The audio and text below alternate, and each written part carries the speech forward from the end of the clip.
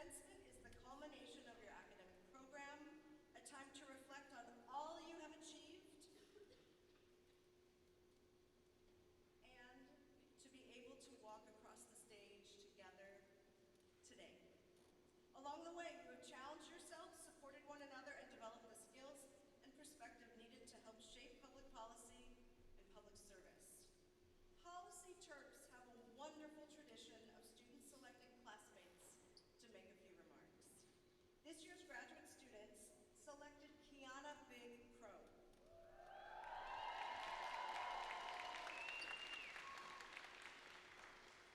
Kiana is graduating with her Master of Public Policy. Born and raised on the Pine Ridge Reservation in South Dakota, she earned her bachelor's degree from the University of Minnesota Morris, go Cougars, before continuing her graduate studies at Maryland. During graduate school, Kiana founded and co-founded Indigenous at UMD, served as my research assistant, and contributed to both the Brody Student Advisory Council and the Unity Center Steering Committee. She also co-founded and co-hosted a Lakota language coffee hour dedicated to language revitalization. A McNair Scholars Program Scholar, Cobell Scholar, and Horatio Alger Scholar, Kiana is recognized for her scholarship and commitment to systemic change. Kiana.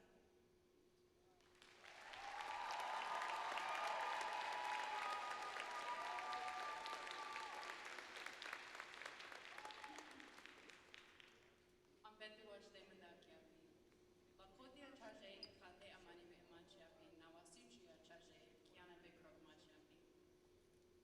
Good day, my relatives. I greet you all with a heartfelt handshake.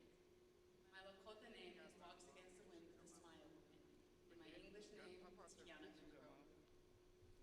Before we begin, let us acknowledge the sacred land we sit on today and every day, that of the Piscataway people and every nation that has called this land home.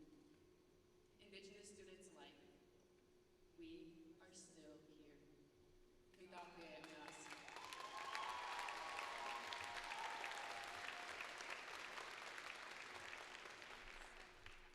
Thank you, Professor Bees, and thank you, distinguished guests, for your presence and service. Like many of you, graduates, I come from a community that was the target of policy rather than a partner in its design. Policies like the Indian Removal Act of 1830 and the Dawes Act of 1887 laid the foundation for generational cycles of subjugation and displacement of Indigenous communities. In one way or another, we all chose to pursue policy in order to address systemic impacts on our communities. We saw what was happening, and we had a vision for change. We refused to be complacent bystanders. From the 4+1s to those that had gained immeasurable experience prior to this program, we all have distinct backgrounds and goals that set our vision apart from the rest. Together, we have watched democracy happen, and we watched it be tested. When institutions, systems, and structures have failed us, and boy, have they, we leaned on one another. By fostering those interpersonal relationships, we have actively combated imposter phenomena and spoken life back into each other. My advice to you, graduates, is to continue to do that. Continue to network and continue to foster your relationships, as they are the foundation to effective policy in our pluralistic world. Our greatest strength as a class is our identity intersectionality that shapes our program and vision. We are a distinguished group, and we come from such diverse backgrounds, and that is what makes our policy group so special.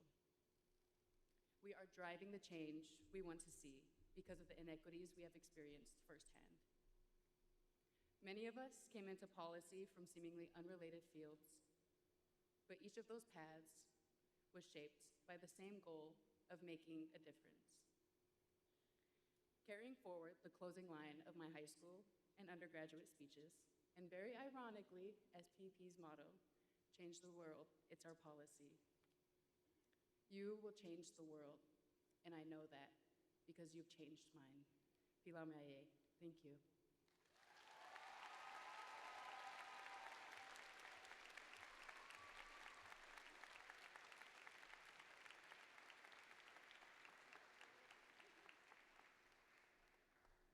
Thank you, Kiana, so much for your genuine and hopeful, forward-looking remarks. This year's undergraduate students selected Gavin Neubauer. Gavin is graduating with his Bachelor of Arts in Public Policy. Growing up in a military family, he was born in Bethesda, Maryland, but grew up between Honolulu, Chicago, and Washington, D.C. A member of Omicron Delta Kappa Leadership Honor Society and Kappa Omega Alpha Professional Public Policy Fraternity, Gavin coordinated this year's Annapolis Intern Bus and lobbied on Capitol Hill for research grant restorations. As a policy student, he had the opportunity to work in federal and state legislative bodies and plans to continue working at the intersection of policy and legislation in the future. Gavin Neubauer.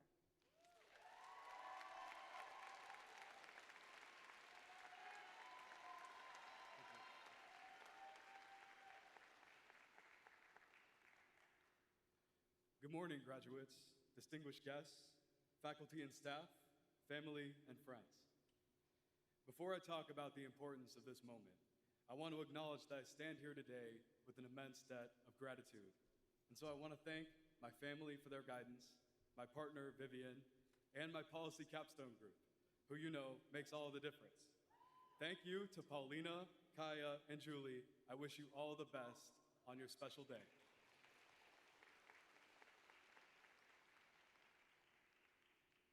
We are undoubtedly facing hard times, especially as policymakers.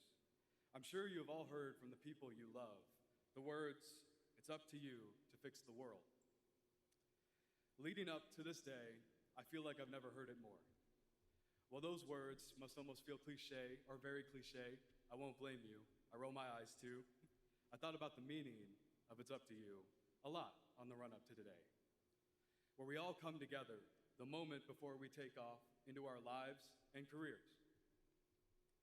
When our parents and mentors ask us to change the world, they put their hope in our hands and ask us to act on it.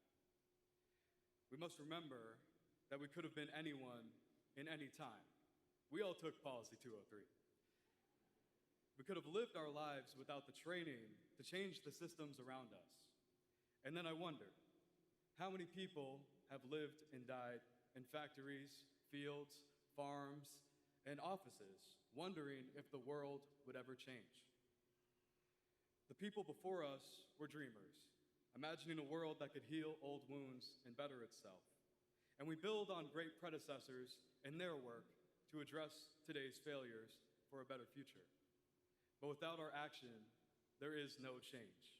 Your work can be the difference between the status quo and a better future.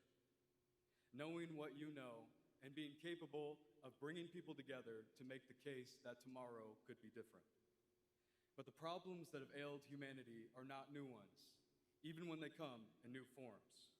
For everyone who's tried to end poverty and oppression, there's someone else out there trying to justify it or explain it away. But we know better. We know that real change means impact, that words cannot replace the truth. If people are not living better, we can't ignore that. So with all your talent, capability, and knowledge that we're here to celebrate today, channel the hope of everyone that trusts you to change the world, even if it feels like now that dreaming so big is impossible. There's something special about you. That's why you chose policy in this school to learn it. I see it in everything we do. Imagine what you can do for your communities to make good on all the dreams of our mentors, teachers, and everyone that we'll never know. Remember, as we march into the world, your values, your passion, your integrity, and you can do anything. The next chapter of this great big story of humanity is yours to write, and I can't wait to see what you do with it. Thank you.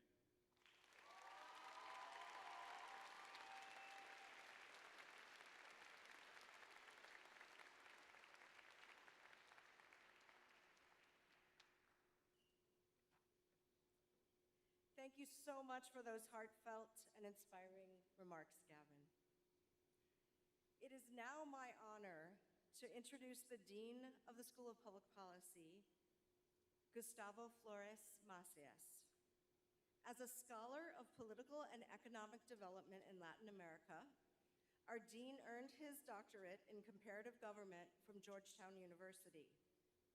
He joined the University of Maryland after distinguished leadership and faculty service at Cornell University's Jeb E. Brooks School of Public Policy, where he helped expand academic programs, strengthen student opportunities, and advance interdisciplinary collaboration.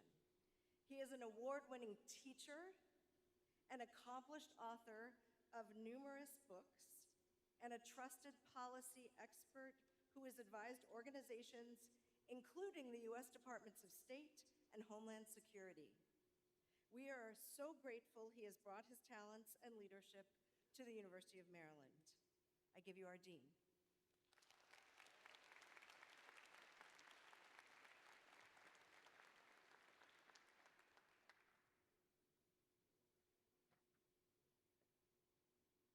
Thank you, Professor Wies. This is my first graduation ceremony here at Maryland, so it has a special meaning for me. And it really is my great honor to present to you the class of 2026 of the University of Maryland School of Public Policy. Please join me in congratulating our graduates.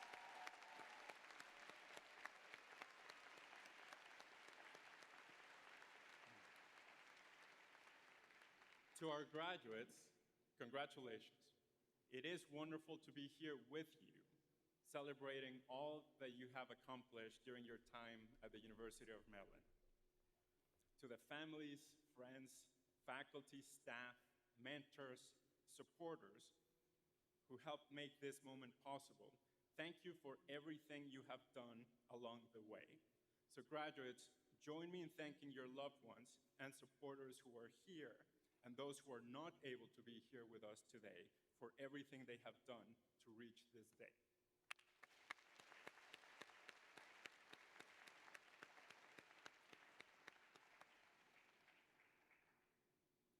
I'd also like to acknowledge our world-class faculty and program directors, as well as our incredibly talented staff who have dedicated themselves to supporting you to thrive in your studies. Please join me in thanking them.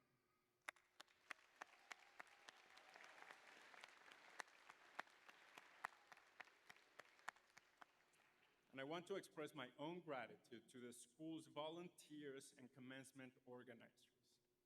Thank you all.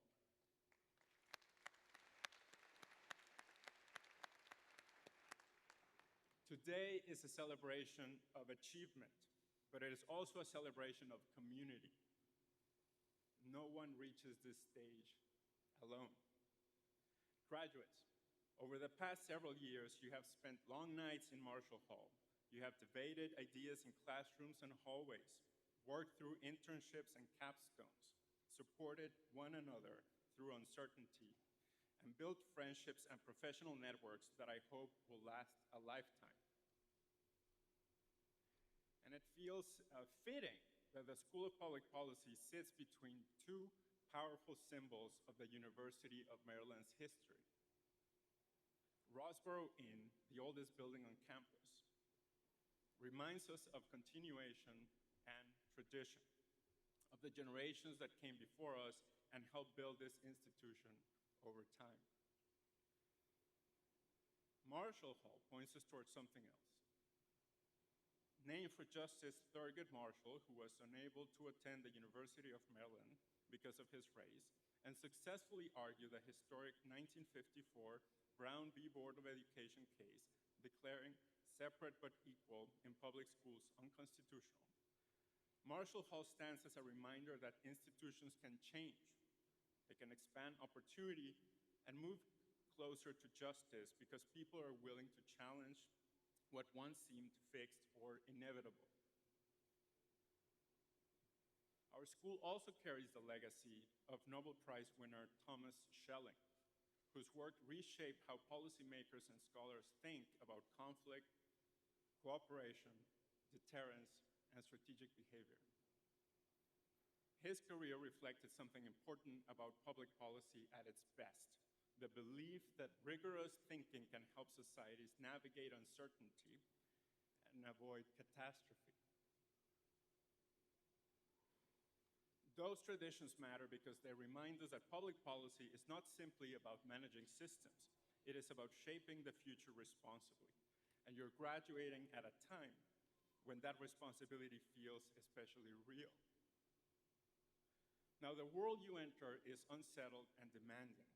And across the United States and globally, societies are grappling with rapid technological change, geopolitical tension, economic uncertainty, environmental stress, declining trust in institutions.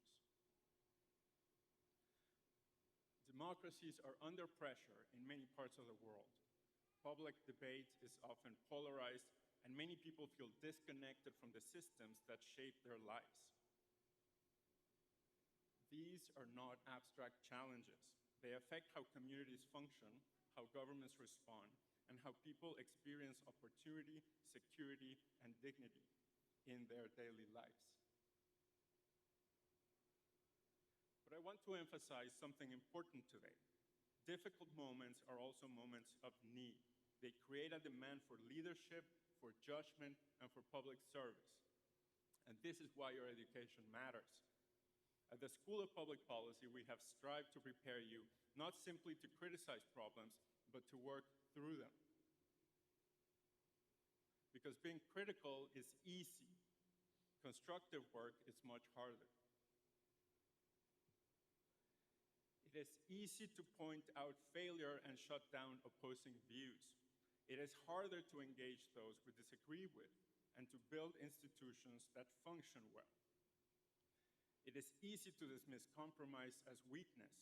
It is harder to bring people together across differences and move projects forwards in a sustainable way.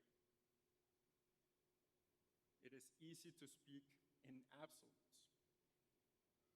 It is harder to govern in a world of trade-offs, constraints, and imperfect information. Now, public policy at its best requires patience, humility. It requires persistence and the ability to think clearly about difficult trade-offs in moments of uncertainty. It requires people willing to ask not only what is wrong, but also what can actually work. What can improve people's lives? What can endure?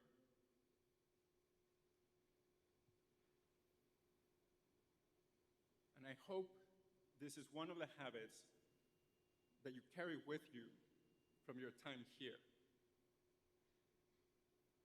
Another habit is intellectual seriousness. You're entering a world saturated with information, opinions, outrage, and false certainty. In that environment, the ability to think carefully, evaluate evidence, revise your views when necessary, and engage honestly with people who disagree with you becomes incredibly valuable. Protect that habit. Do not lose your curiosity. Do not lose your willingness to listen. And do not confuse confidence with wisdom. One of the strengths of public policy as a field is that it forces us to confront complexity directly. Most important problems do not have clean or perfect solutions. Progress is often incremental. Institutions are imperfect. Outcomes involve trade-offs. But that should not lead to cynicism. In fact, one of the lessons of studying public policy is that serious, committed people can make a real difference over time. You have already seen examples of this through your own experiences here. Some of you worked on climate and sustainability projects.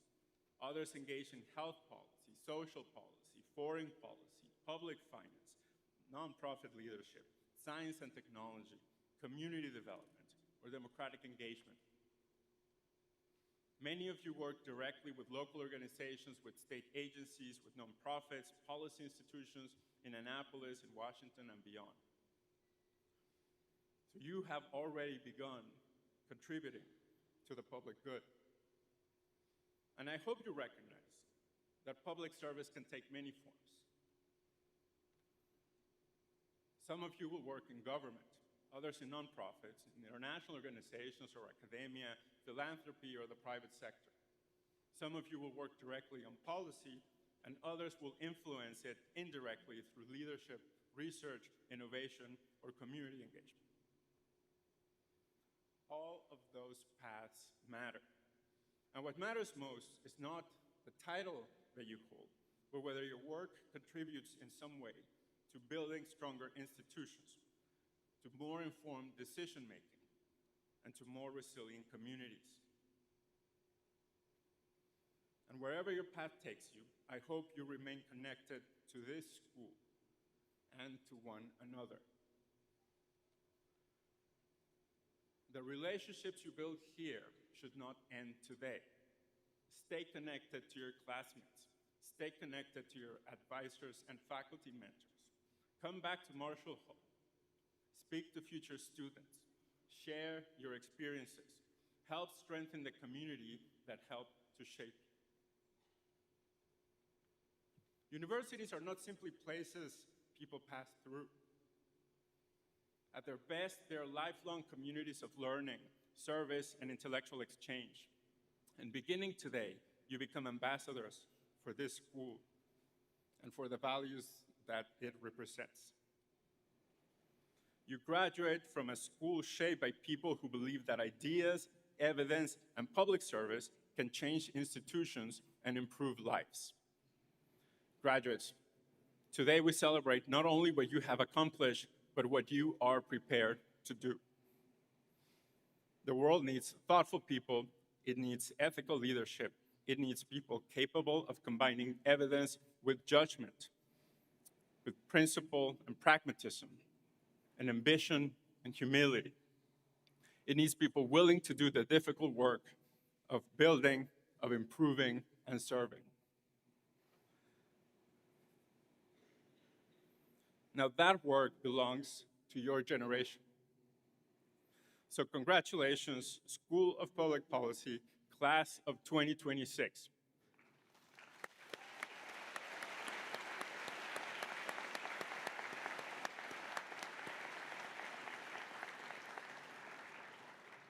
We are proud of you, we are grateful for you, and we are so excited to see what you will do next. So let's set out to change the world, and now you tell me why. It's our policy. Thank you. Congratulations.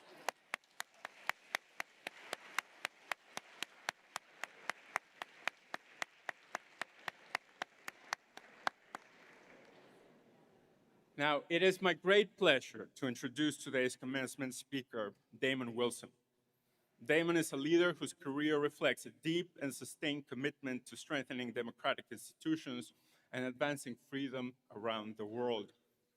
Damon is the president and CEO of the National Endowment for Democracy, a congressionally funded foundation that supports grassroots leaders working to protect fundamental rights and expand democratic opportunity across the globe. Damon's career has been shaped by a focus on international cooperation and public service.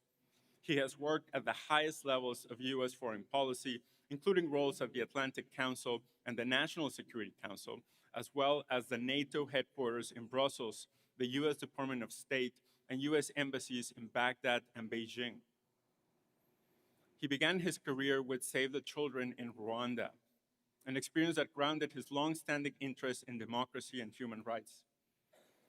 Throughout his career, he has consistently taken on roles that required navigating uncertainty, building international partnerships, and working amid shifting international dynamics. His work has taken him across regions and political contexts, supporting democratic institutions and responding to complex global security challenges. Throughout his career, Damon has remained focused on how democratic societies adapt and endure in a rapidly changing world. And at the National Endowment for Democracy, he has worked to strengthen support for those on the front lines of democracy. helping ensure resources reach communities where they can make the greatest impact, particularly in the most challenging environments. His work reflects the belief that public service requires not only expertise, but also a willingness to engage directly with difficult global challenges. Damon is a proud South Carolinian who now calls the Washington, D.C. area home. He holds a master's degree in public affairs from Princeton University and a bachelor's degree in political science from Duke. His career reflects the kind of principled public policy and global engagement that we encourage in our students, by connecting policy with practice in ways that shape real-world outcomes. Damon Wilson's career shows what it looks like to carry public policy into the world and to use it to strengthen democracy and support people doing that work every day. Damon, we're so grateful that you would join us. The stage is yours.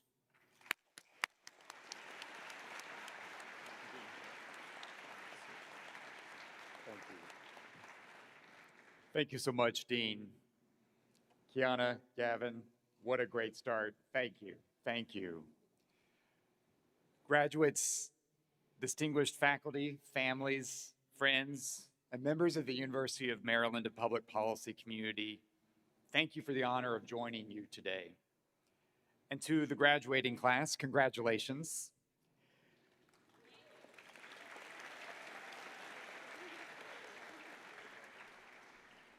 You know this, but today marks more than a completion of a degree. It marks the beginning of a professional life in which you will be asked what kind of leader you want to be, what kind of society you want to help shape, and what kind of responsibility you are willing to carry.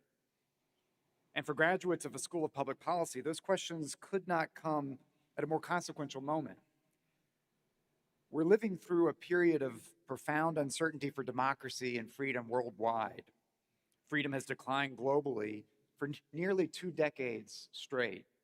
We're in the midst of an authoritarian assault on freedom across borders, and we see political rights and civil rights, civil liberties continue to erode in countries around the world.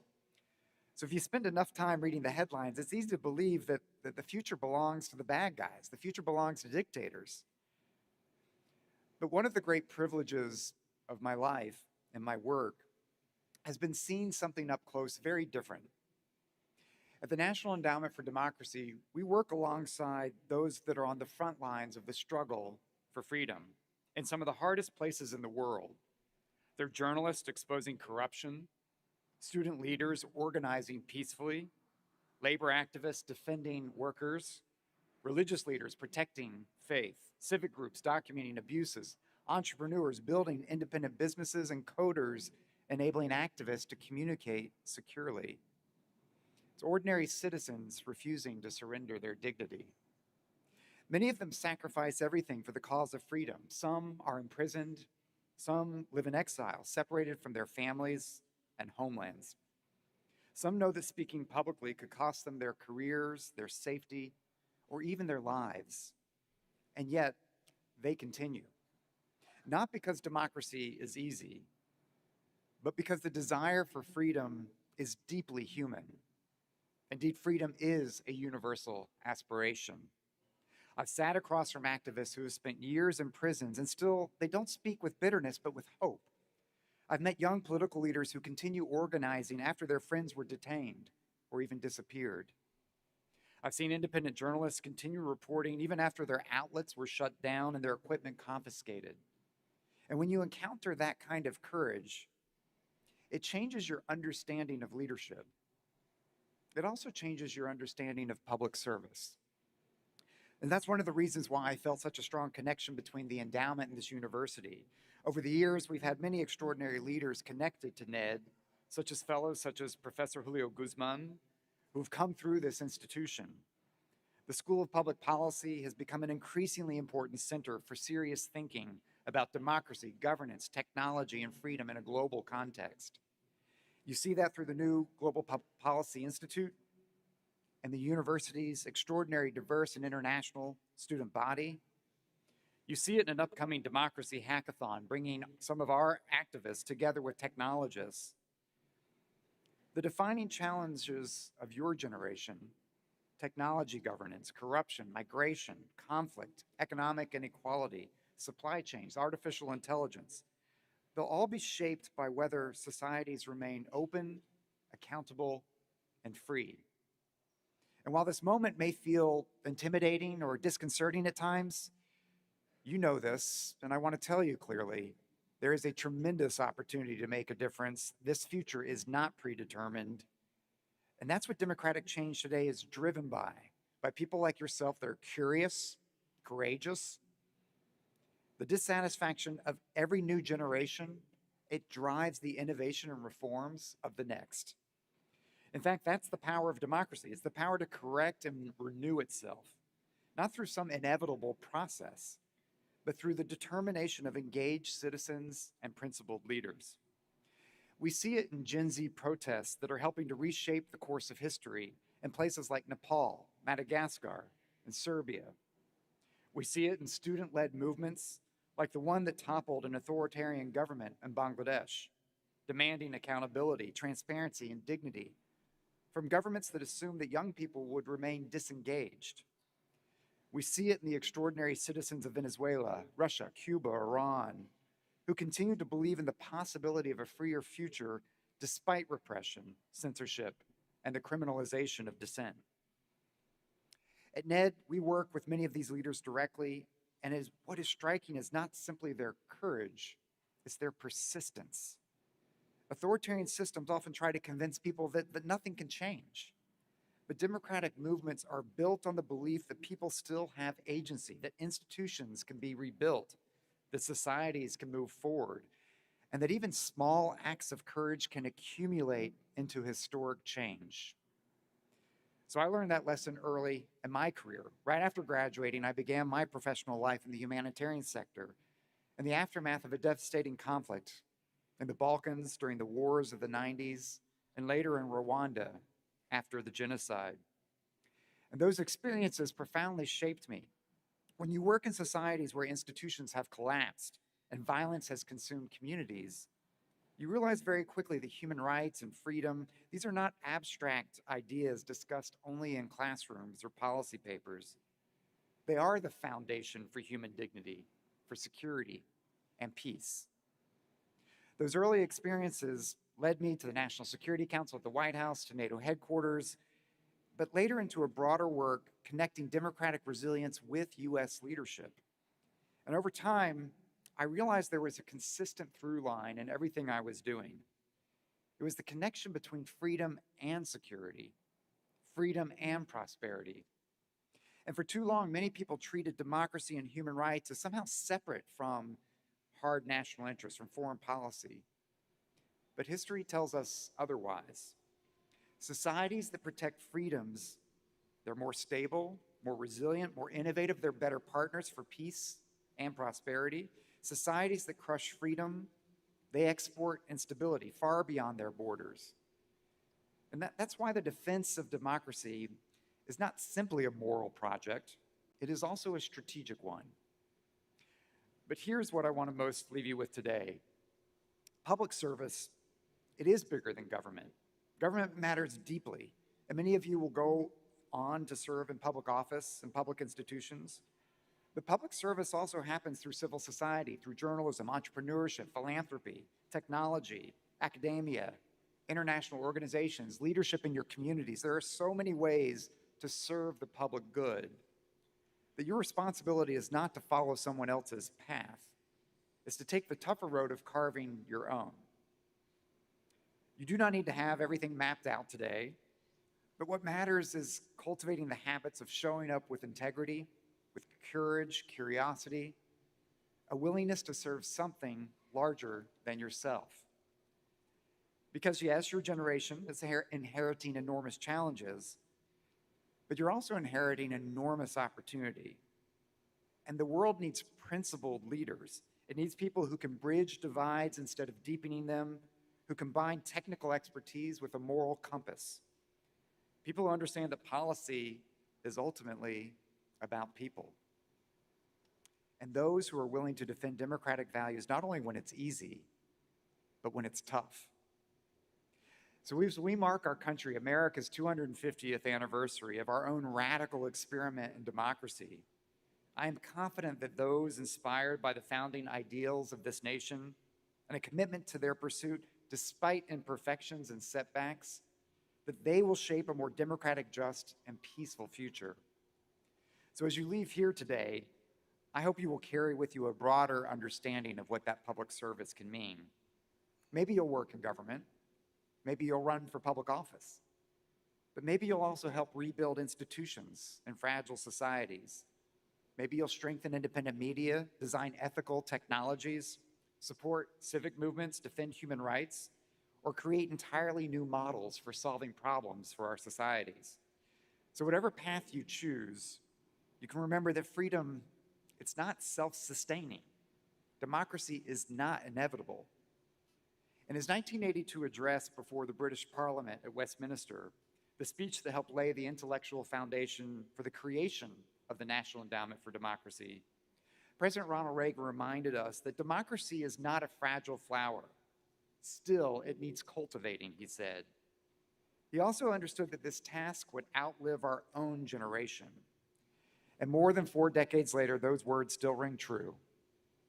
Liberty endures only when people are willing to renew it, to defend it, invest in it, generation after generation. And now that responsibility belongs to you. So congratulations, class of 2026. We are counting on you. Thank you.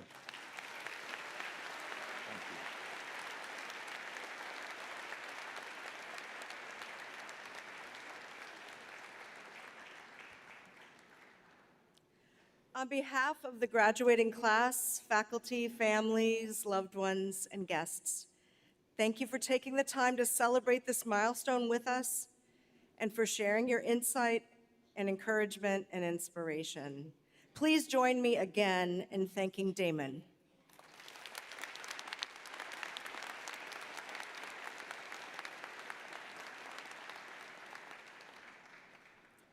And now, the moment we've been waiting for, graduation.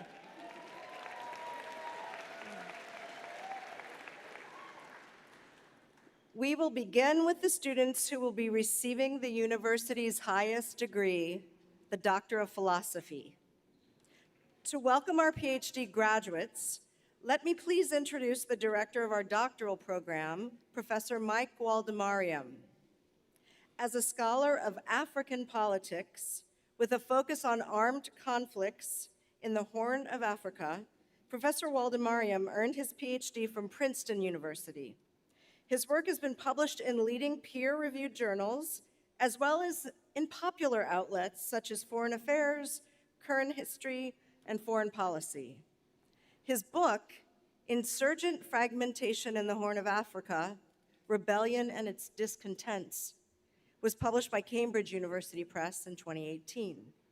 Before joining the University of Maryland School of Public Policy, Professor Waldemariam was the director of the African Studies Center at Boston University. He has also worked with Princeton University's Innovations for Successful Societies program, held fellowships at the Woodrow Wilson International Center for Scholars, and Penn State's African Research Center. He has also served on the Senate Foreign Relations Committee through a Council on Foreign Relations Fellowship. I give you Professor Waldemariam and our PhD graduates.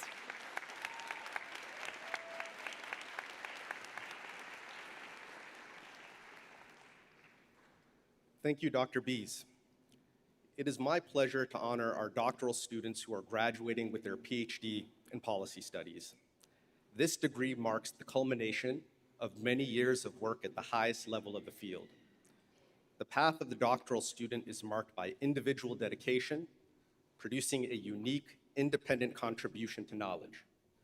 But this rigorous, sometimes solitary path is not possible without the support of dedicated mentors and loving, generous, steadfast friends and family. We are indebted to this fine and sturdy community that has supported our student success. This year's PhD graduates will continue their vital contributions to teaching, producing new knowledge, and strengthening policy and public service contexts in the years ahead. Let me first acknowledge a PhD graduate who could not be present for today's ceremony, but whom we celebrate. Matthew Feehan, advised by College Park professor Carol Graham. Congratulations, and we wish Matt our very best.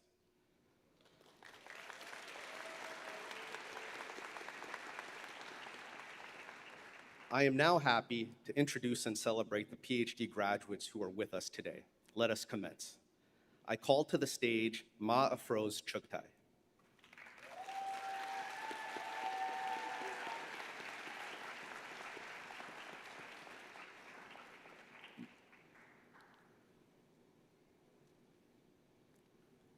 Ma Afroz Chugtai, whose dissertation was titled Corporate Moral Hazard in U.S. Health Insurance, Churn and Denial Rates, and whose doctoral committee was chaired by Professor Robert Sprinkle.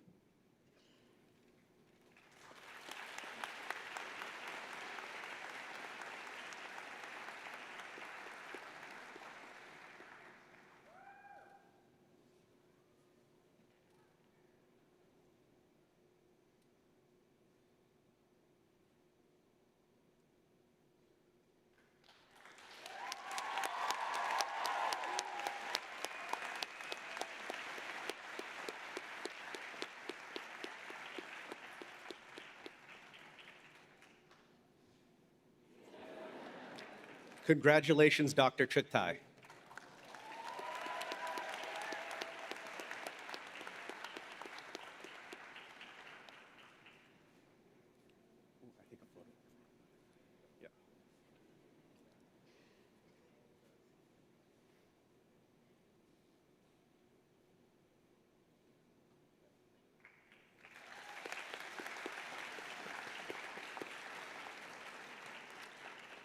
I call to the stage Emily Elizabeth Dobson.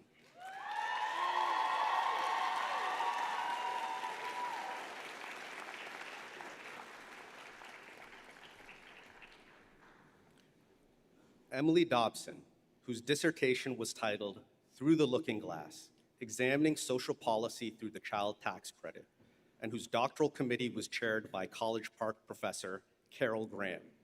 Since Professor Graham is unable to join us, Professor Angela Bees will stand in today.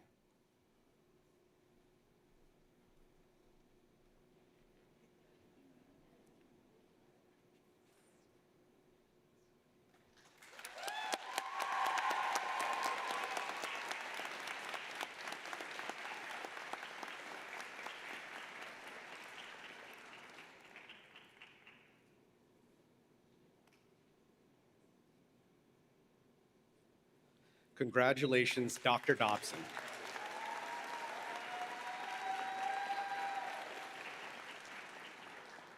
I call to the stage Rachel Ann Gosnell.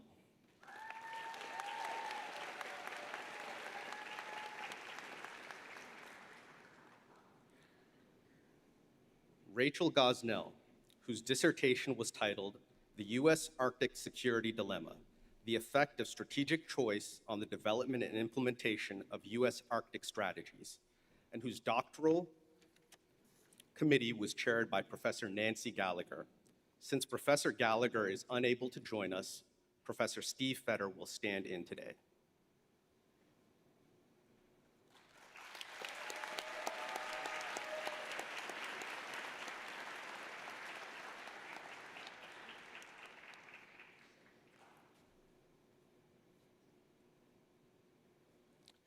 Congratulations, Dr. Gosnell. I call to the stage Jennifer Louise Richmond.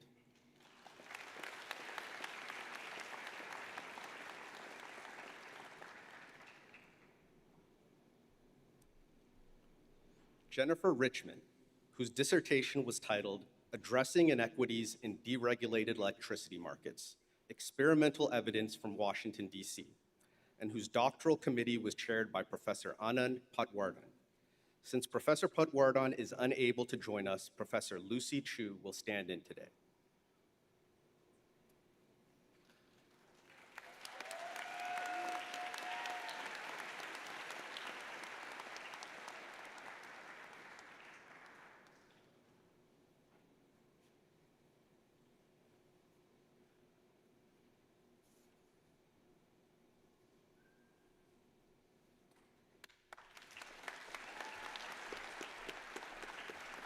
Congratulations, Dr. Richmond.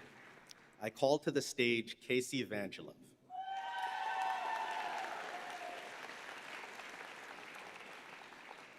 Casey Evangelov, whose dissertation was titled Market Transformations and Mortality, Automation Exposure, Deaths of Despair, and Labor Market Pathways, and whose doctoral committee was chaired by College Park professor Carol Graham.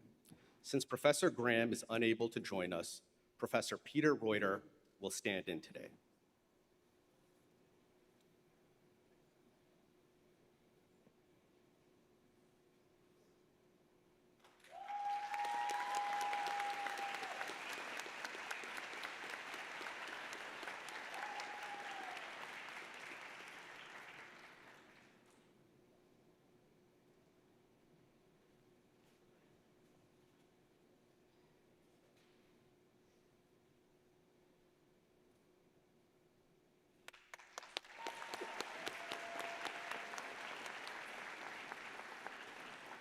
Congratulations, Dr. Evangelov.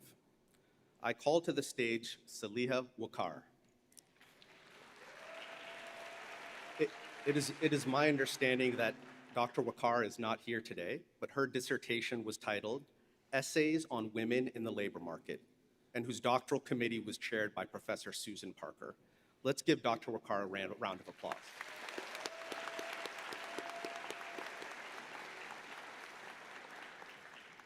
So to our PhD graduates, I say congratulations, well done, and well wishes.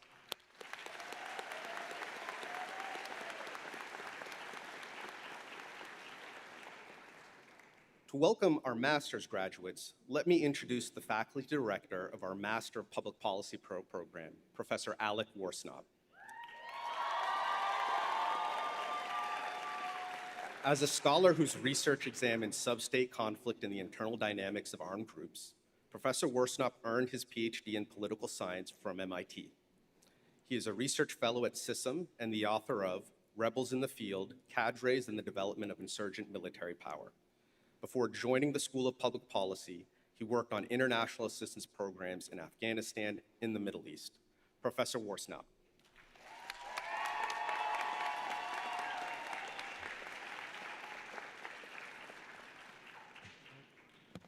To flip the page. We will now honor our outstanding master's class of 2026. We get a round of applause for them. Will the Master of Public Policy graduates please rise and approach the stage?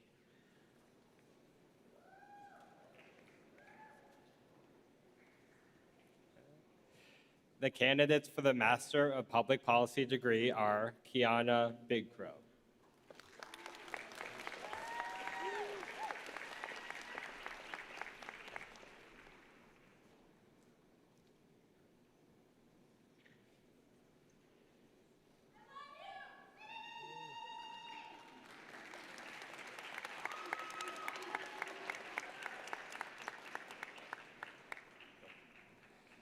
Kanan Abdiev,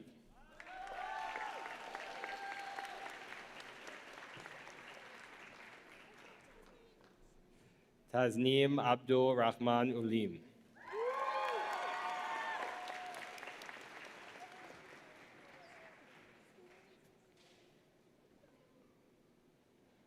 Esperanza Carmen Allen,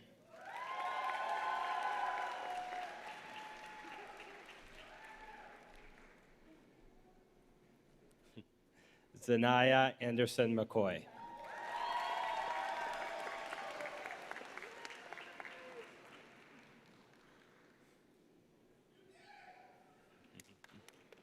Isabel Faith Alvina Antonetti,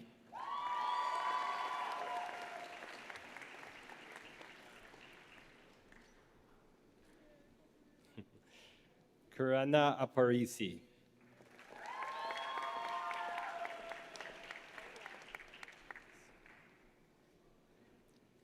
Charles Baggett,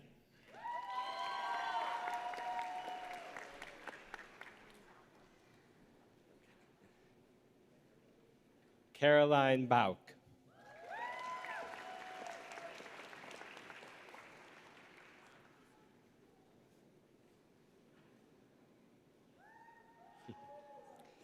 Shelby Benoit.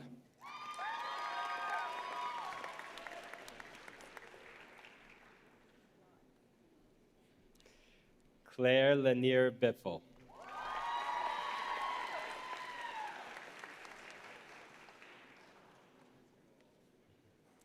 Connor Ryan Bolander.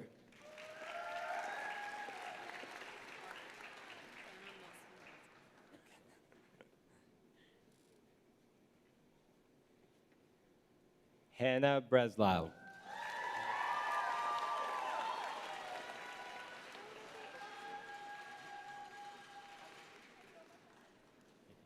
Connor J. Burke.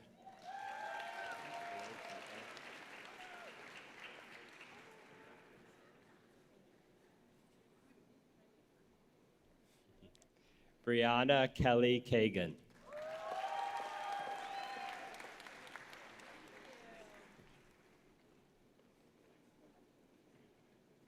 Ryan Christopher Carr.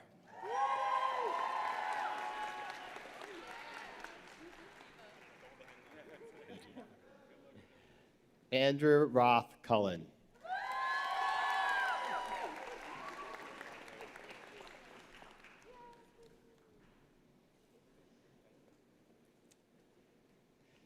Sydney Daler.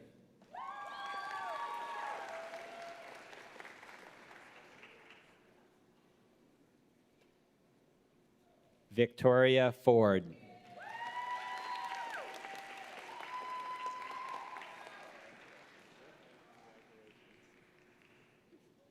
Ryan Gaines.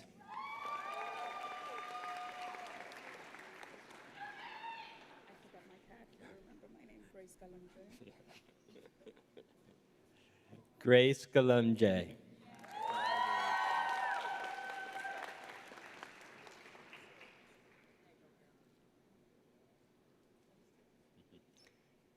Athena Garcia.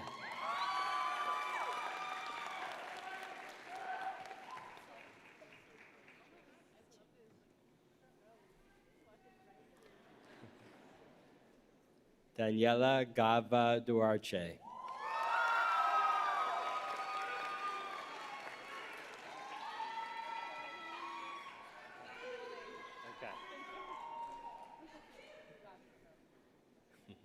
Millicent Goodwin.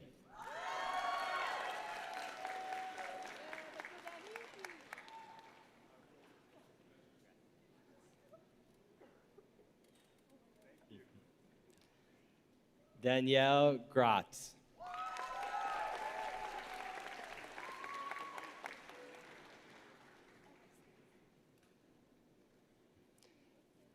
Sarah Jane Green.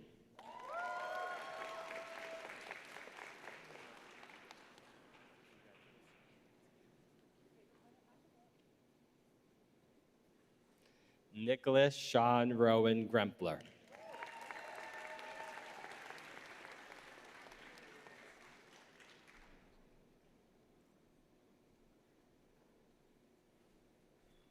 Geraldine Teresa Guzman.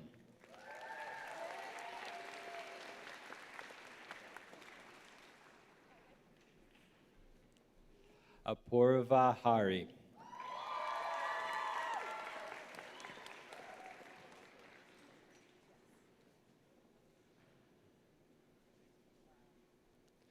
Fanula Maureen Elizabeth Hartman.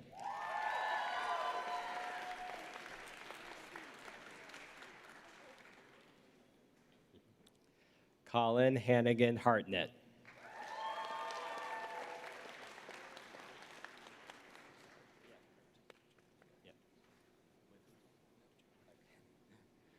Will Horton.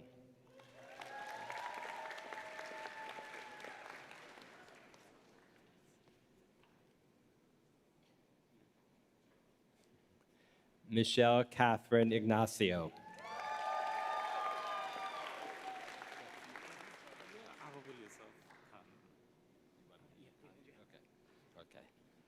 Ahabul Yusuf Khan.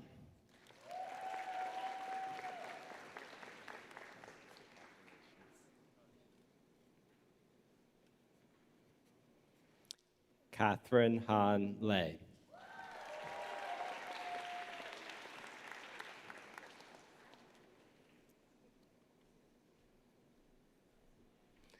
Abigail Ruth Latosha.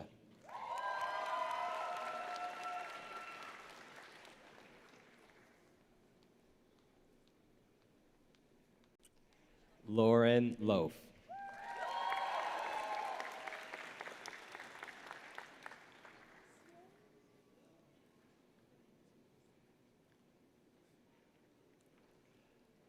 Alize Molek.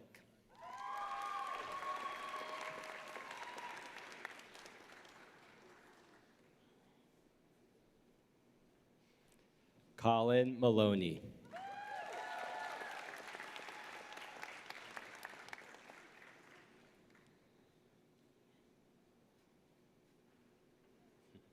Rosanna Montova.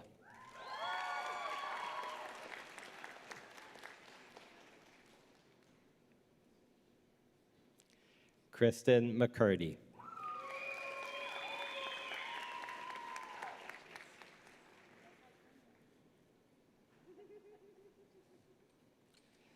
Daniel Jonathan Mears.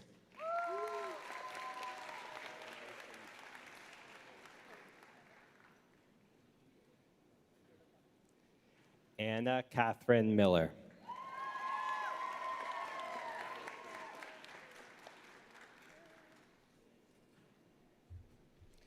Clara Madeline Miller.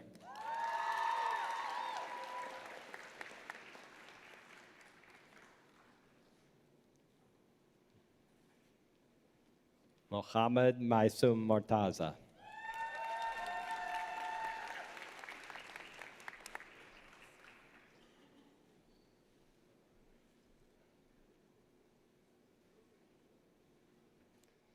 Jessica Huyen Nguyen.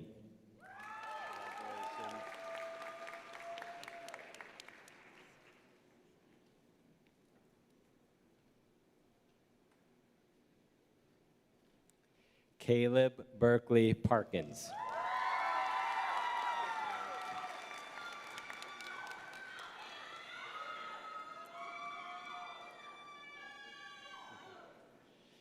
Isra Kadre.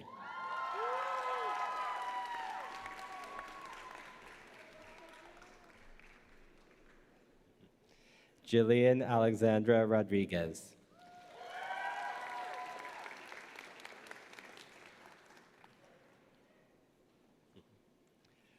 Olivia Ryder.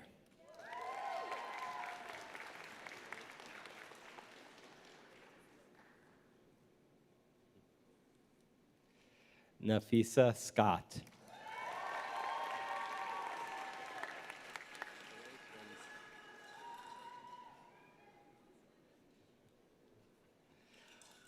Oliver Harrison Slade.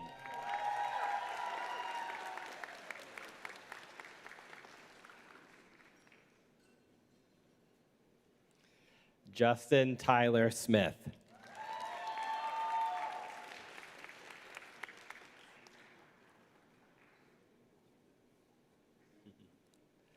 Elizabeth Ann Solis.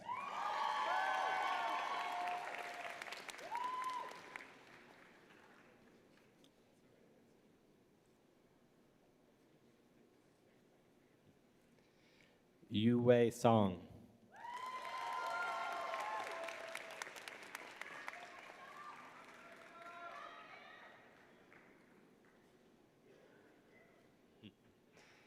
Zachary Riley Stout.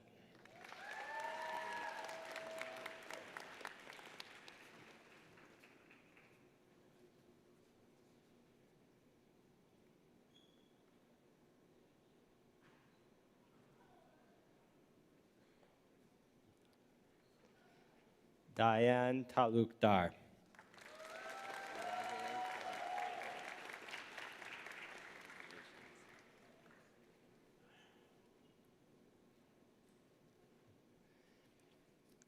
Ellen Teka.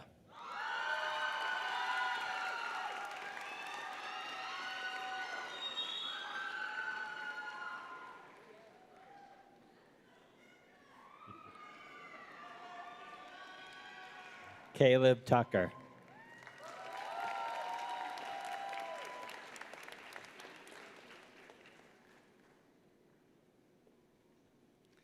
Elizabeth Twig.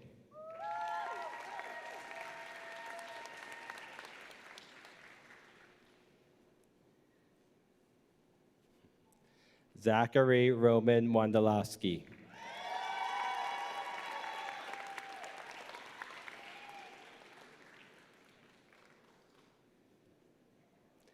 Anne Michaela Wershniak. Sorry, Wershniak.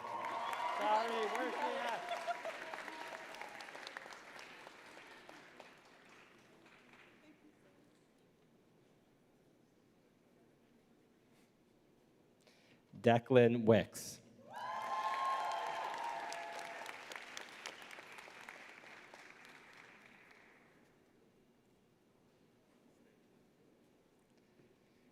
Renee Zivat.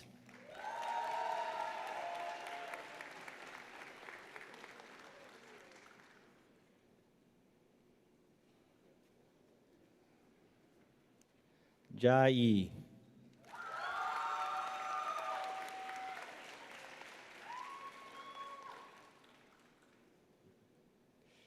Caitlin Joe.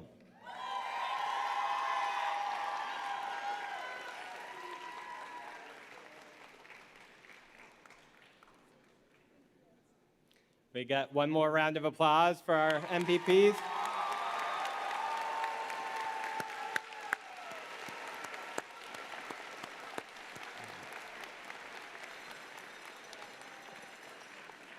Will the Master of Public Management graduates please rise and approach the stage? Can we get a round of applause for them while they're coming up?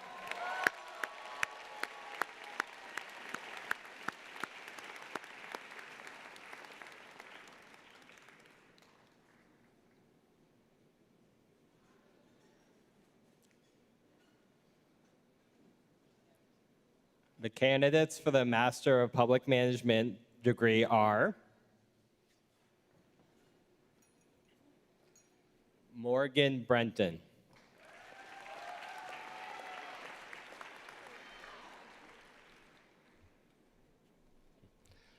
Alexa Horbachevsky,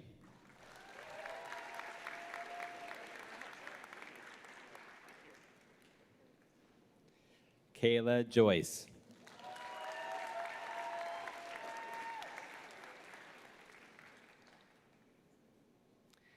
Anthony Neptune,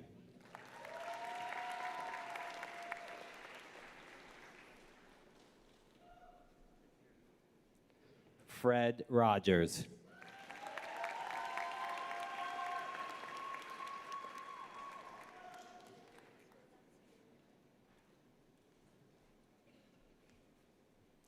Paola Rifke Royes de Oliveira,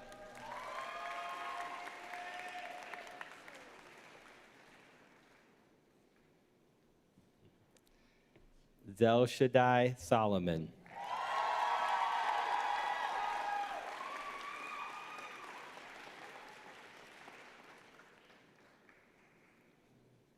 we get one more round of applause for our MPM graduates.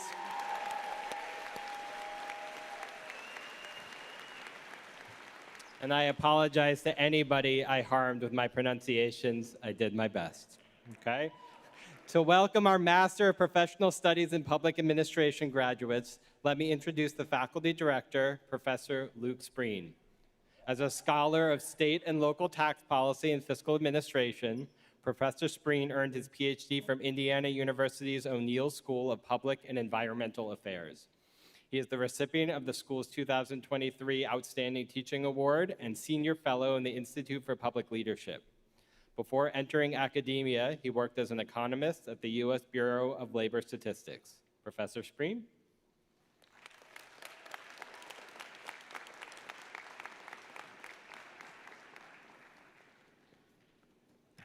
Good morning. Will the Master of Professional Studies in Public Administration graduates please approach the stage?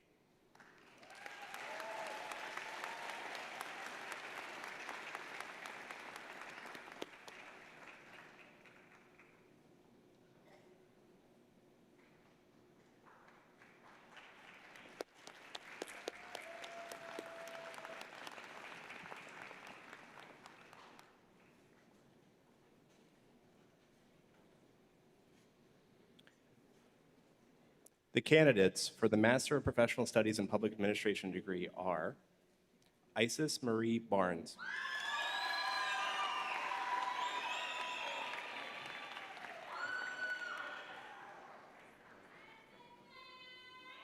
Brian Hung,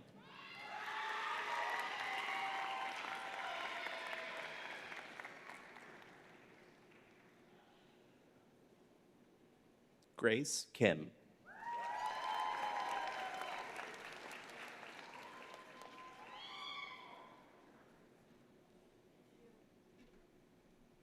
William Nicholas Onofre,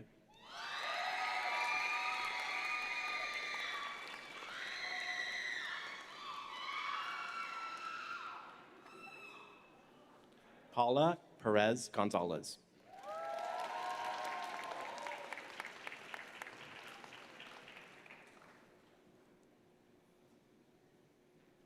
Matthew Offret Pratt,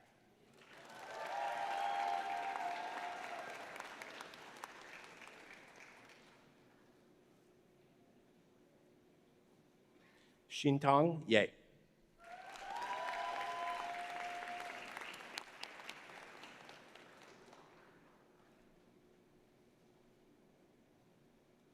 congratulations and well done to all of our newly minted master's graduates.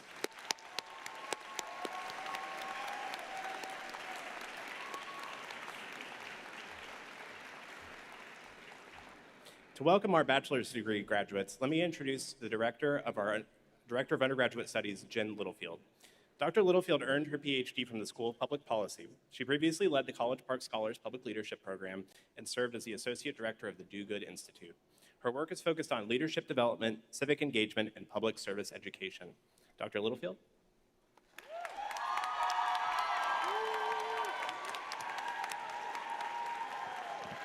Y'all ready? Woo! All right. Flip the page. Hold on there, friends.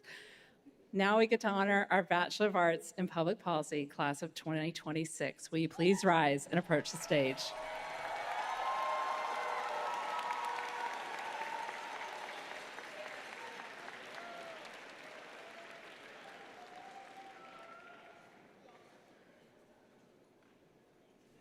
The candidates for the Bachelor of Arts in Public Policy are Gavin Neubauer,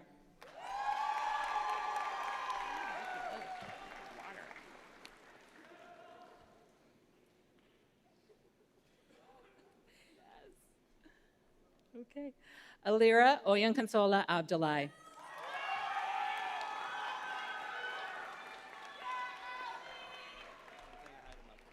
do it. Hey, parents of Eric. Eric Anthony Amaya. I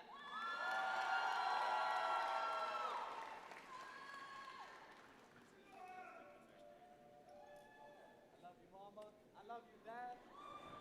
He loves you. We love him. Kayla Preston Arch.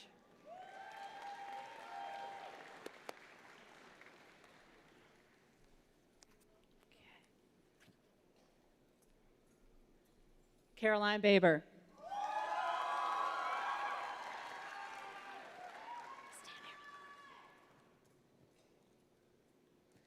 Liam Tate Banks.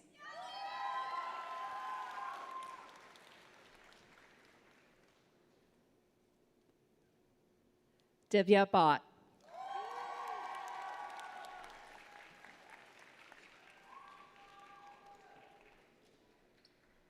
Alexis Noel Brown.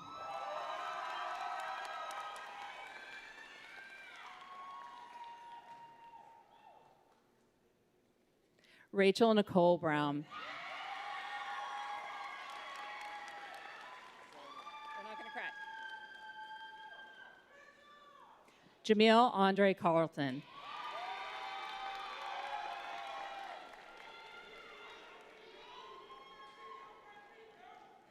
John Edward Carter.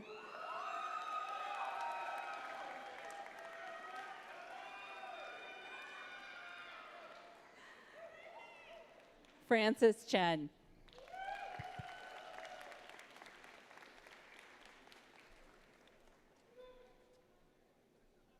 Michael Jonah Cheris.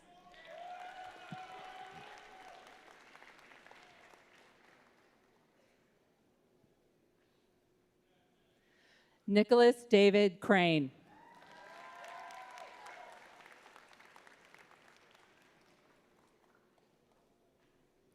Hannah Elizabeth DeLello.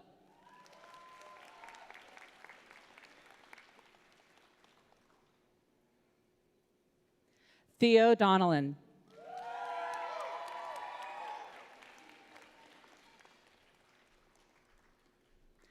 Megan Eileen Doherty.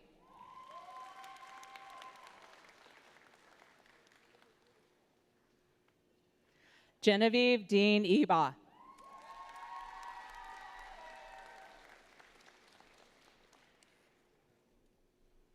Ella Ferbert.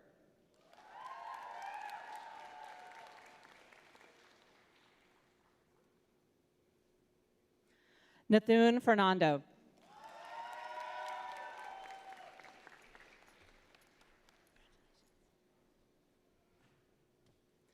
Jasmine Faith Flores.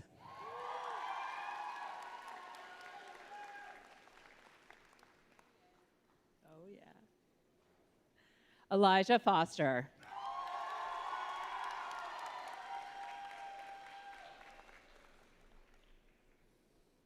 Gary Wayne Gibbs II.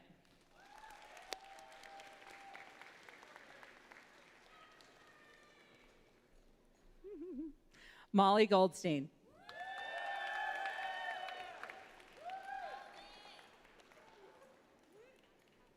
It's okay. We got this. Lily Gauntz.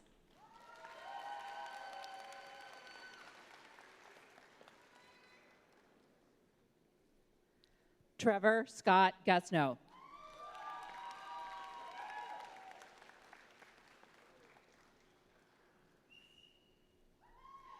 Bianca Gutierrez.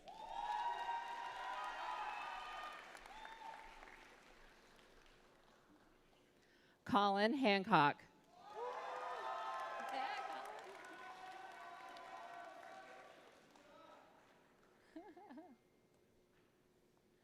Alexis Kennedy Harmon.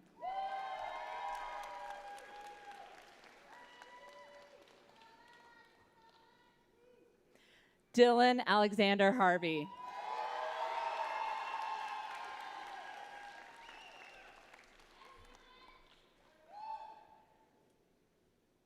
Ellie Rose Hill.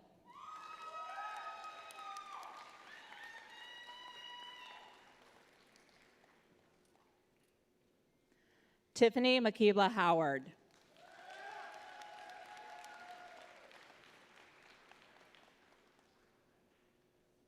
Amy Elizabeth Hubbard. You got this, don't cry. Lamyra Nicole Noel Jackson.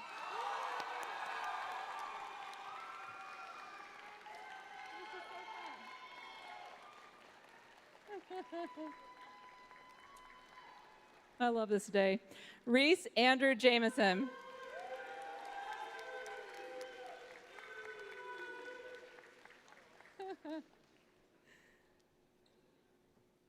Abigail Josephine Jones.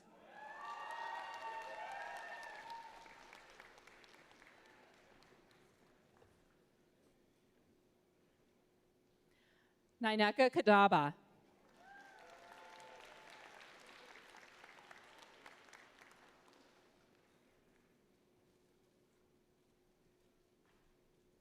Anan Kabede.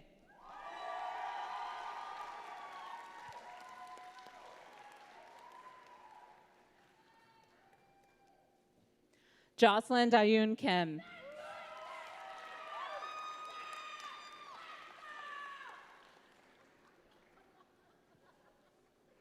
Madeline Jane Kruper. I know, you're the hardest. Faith Lang.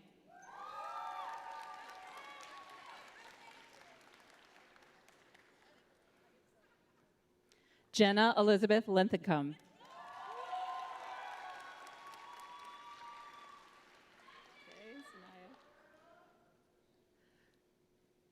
Sanaya Lene Littlejohn.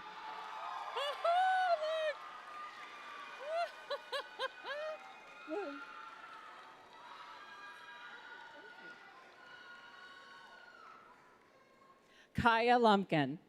Sorry.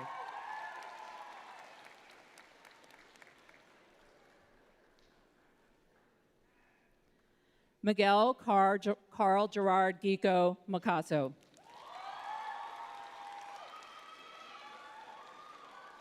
Got this. Camila Manrique.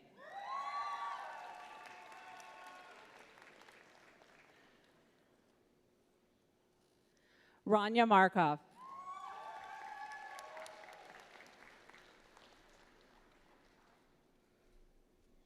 Sophia Renee Marlin.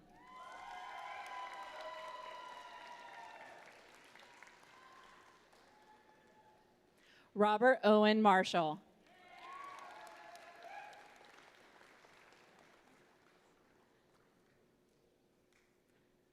Melissa Jean Mason.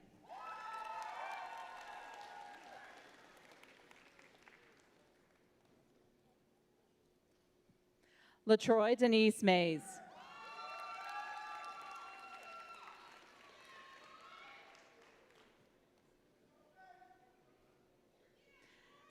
Sydney Rose McVicker. Sorry.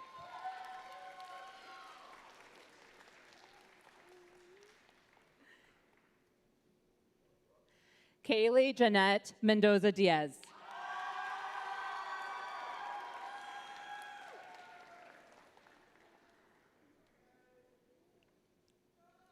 Jillian Danielle Makotsky.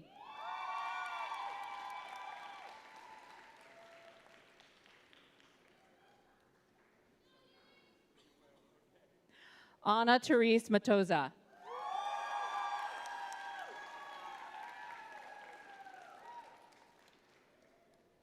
Paulina Molina.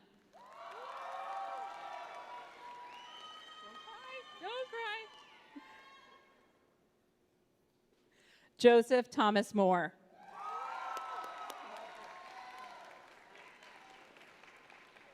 I love it.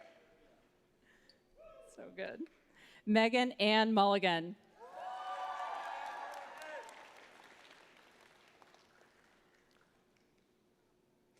Jaden Jude G.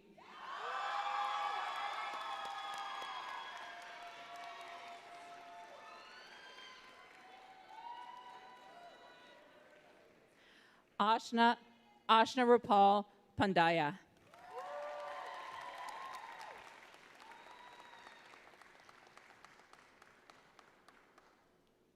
Lucas Clifton Patrol.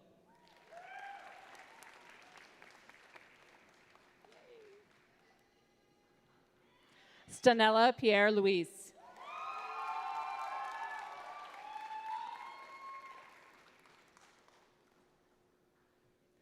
Farah Abdul Rahman.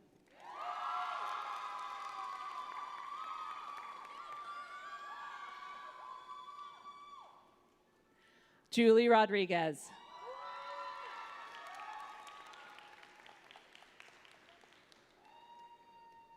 Riley Page Romisher.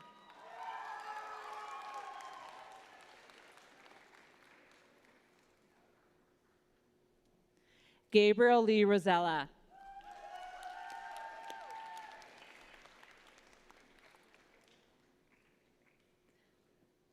Ashley Sajarin.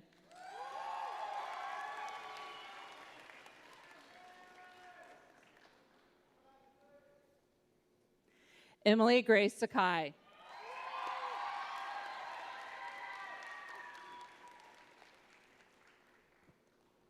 Sophie Grace Sharp.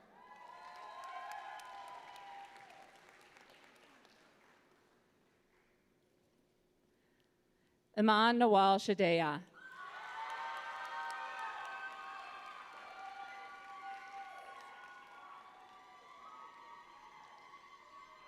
Minhol Shoaib.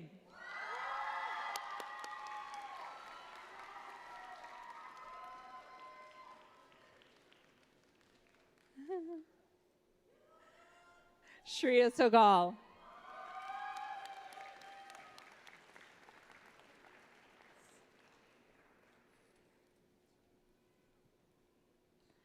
Sarah Kirsty Tamara St. Villiers.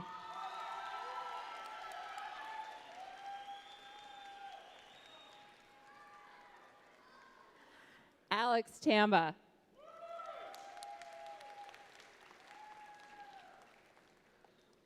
Jonah Tactile. Sorry, Jonah. Jonah Tactile.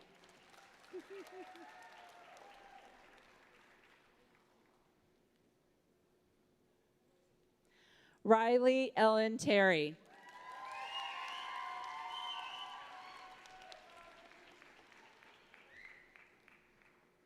Ariana Sagai.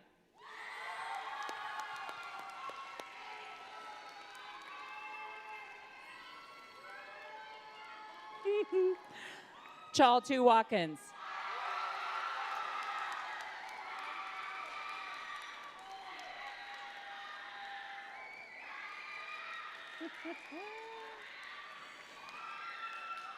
Philip Woodings.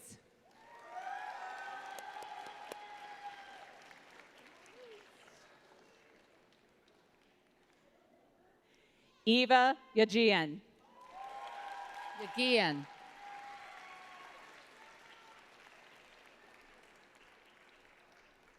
How loud can we be for the class of 2026? Bachelor of Arts in Public Policy.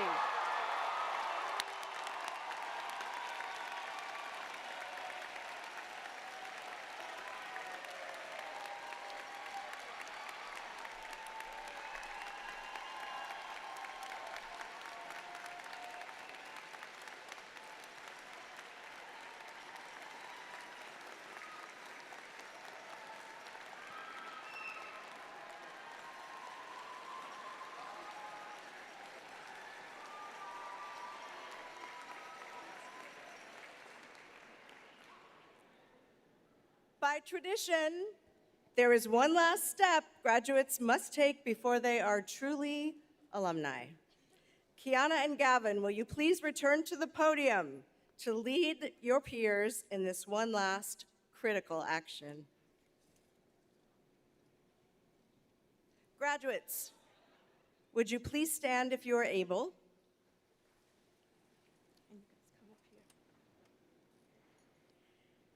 And on the count of 3, we will move our tassels. And you do it. From your right to your left. Ready? 3, 2, 1.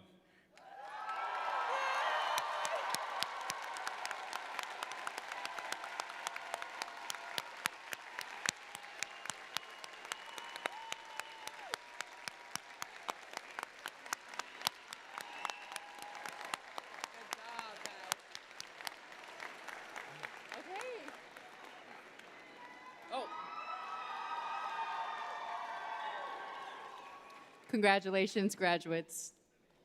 Thanks, Dr. Bees.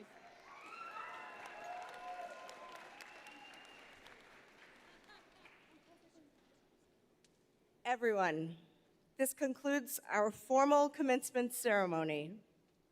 Family, friends, loved ones, all, please remain seated until the platform party and graduates have recessed. We invite everyone to a reception next door, just behind us, in our school's home, Thurgood Marshall Hall, to honor our graduates and their loved ones. Once again, a heartfelt congratulations to our graduates.